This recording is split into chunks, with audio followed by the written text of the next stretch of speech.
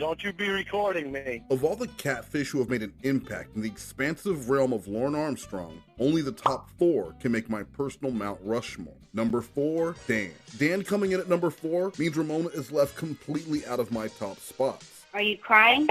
Yeah? While Ramona was an important character in Lorne's story and an essential figure in the evolution of his trolling, her character was for the most part pretty bland. This doesn't mean Ramona wasn't part of some great storylines. He screamed, "Oh my God, you're topless." I screamed, "Go put clothes on." What? You fucking kidding me? But Ramona is never the most interesting person on the call. Rather, she is a calming balance to Lorne's drunken insanity, and when you stack her up against all the future catfish, she doesn't quite hold up. I'm not Mr. Penis. I can't be alone in this opinion, because in a recent poll on my channel, 31% of voters would choose to leave Ramona out of their top 4 as well. Fucking really? Well, this is shit she hasn't fucking told me. Would I sell African-American Ramona angels in the gift shop that would look right at home next to your first and second place karaoke trophies? Absolutely. But fucking Dan is number 4. How do I know you are fucking Dan off the fucking phone? While Dan only pops up in limited appearances, each one was memorable. Dan, you fucking lying little bitch, shut the fuck up and you start telling her the truth. Dan was everything Lorne wasn't. Handsome, successful, he wasn't a registered sex offender. I'm not a fucking pedophile! And he just so happened to have the eye of every female within a 10-mile radius. He was Lorne's best male frenemy at the time, and even though he didn't always trust Dan, Lorne knew he needed to keep him with Ember, otherwise Dan could ruin the plans Lorne had with any of the available catfish. I'm not trying to break you and them off. Shut the fuck up, Lorne. Oh, shut up, fucking Dan. Yeah, be quiet, you gay. I'm not trying to break you and them off. I want you and Emma together.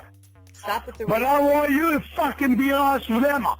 And Wendy, if you don't shut up, I'm gonna punch you in the fucking throat. Fuck you. Shut up, fucking Dan. It was a masterfully played role, and like any good comedian, he always left us wanting more. Dan's done playing with Emma. He's done playing with you. He's playing with me. For some of my favorite Dan content, I turn on Post-Op Pummeling for Lorne at his worst, Dan at his best, and one of my favorite side characters in Matilda. Number 3 won't be a surprise on most lists, but her placement here just might be controversial.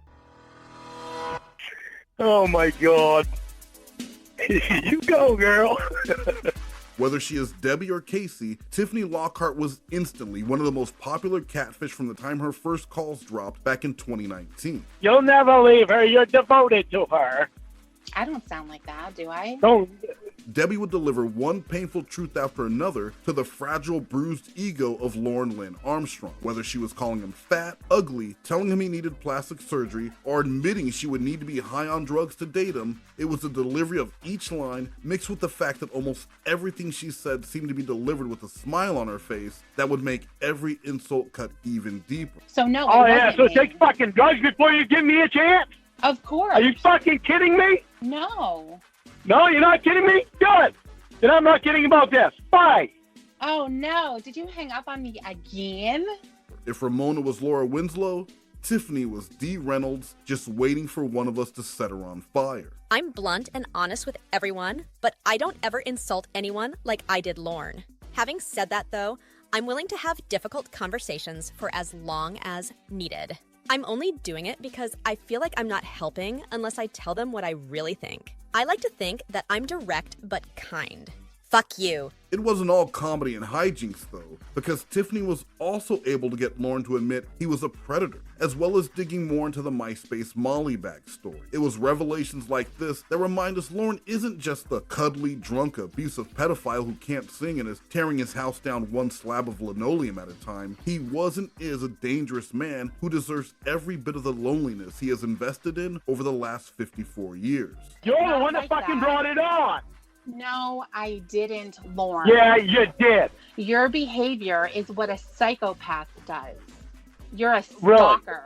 Yeah, you're the Well, type of guy. really? Does that a would track psychopath do someone this? down. Go ahead You're and gonna fuck hang your up now? guys. You're gonna Bye. hang up again, you little bitch. There are so many good examples of what Tiffany does best when it comes to Lorne, but Debbie Dominatrix has to be one of my favorites, followed closely by the classic Debbie telling Lorne no for 2 hours. I'm not He's interested a in your fucking weird fucking freak, voice. and you want to go to a fucking ball game with him? So are you, bitch. No, okay. Fuck Yeah, off, good. you fucking Good and you? bitch. Fucking bitch. Good and you, fucking bitch. You're my bitch. I'm your bitch. Number 2. How do you follow up the most popular, most ridiculous catfish era in Lorne history? Answer: with a robot, a voice changer, and the third iteration of Casey Morrow. Cut the cod, stupid shit. And just get rid of that cocksucker and get him the fuck out of our lives. Is it breaking the rules to have 2 people take one slot on a Mount Rushmore? Who knows? But when you consider the difficulty of what they managed to pull off, you realize just how impressive this feat was. Not only did Will surpass Dan as the most hated male in the history of the Codverse, but the amount of documents, admissions, and troubling stories that have come out so far have managed to do the unthinkable. They have matched and in some ways surpassed the Winnie Troll in level of popularity and insanity. How can you say that? I asked Reborn if he always knew the robot voice would work, and he said the robot voice was not the initial idea, with the earliest communication being 1 tap for yes and 2 for no. Lorne, of course, could not grasp the simple concept and would ask questions that required an answer, like, "How are you doing today?" So it's like, Jamie needs a voice.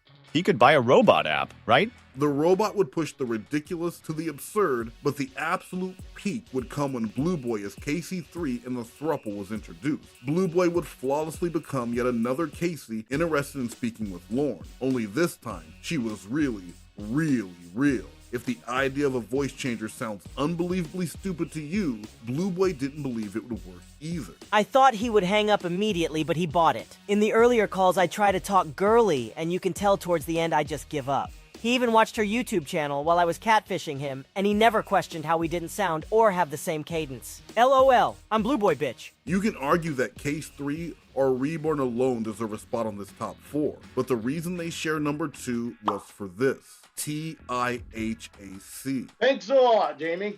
Think I'll have a cigarette. If the TCAP Stinghouse footage Lorne provided was the holy grail, the 3-way video call between Lorne, Casey, and Jamie Boutte is like the holy grail too. Only this time, God is pissed off and smoking cigarettes. Jesus fucking Christ, Jamie.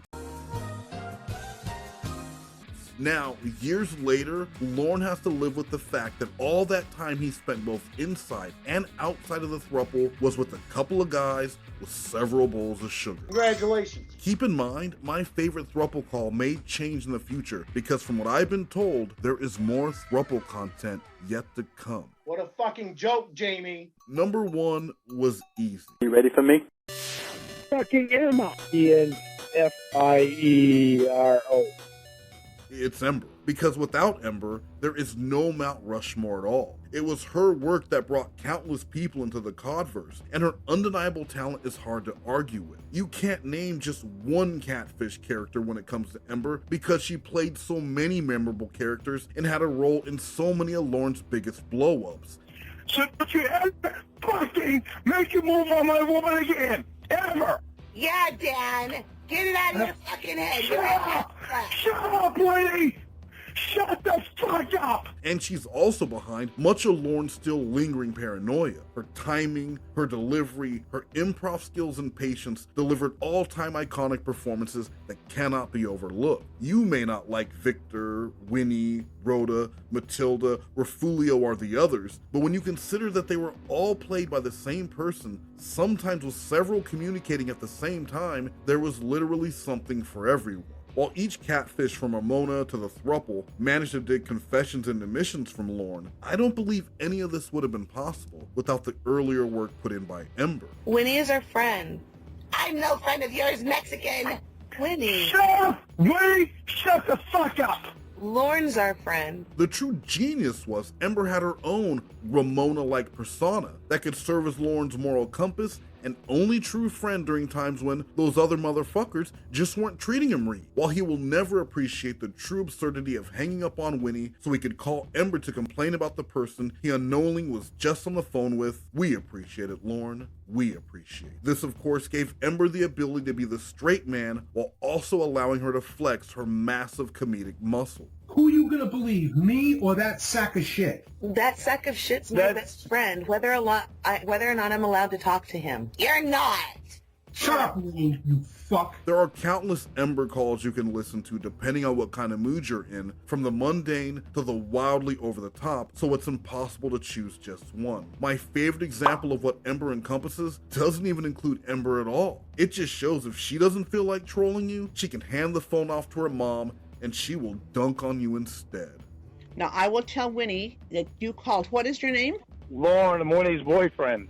You are Winnie. Oh my goodness. Yeah. You are the pedophile? The what? Are you the pedophile I've heard about? I'm not a pedophile. That's my top 4. Tell me what you would do differently below. If you want to see why I think the Twilight Zone eerily predicted Lorne's life over 60 years ago, click the link on your Well, screen. you would have had sex with him anyway. Great fucking job, Jamie.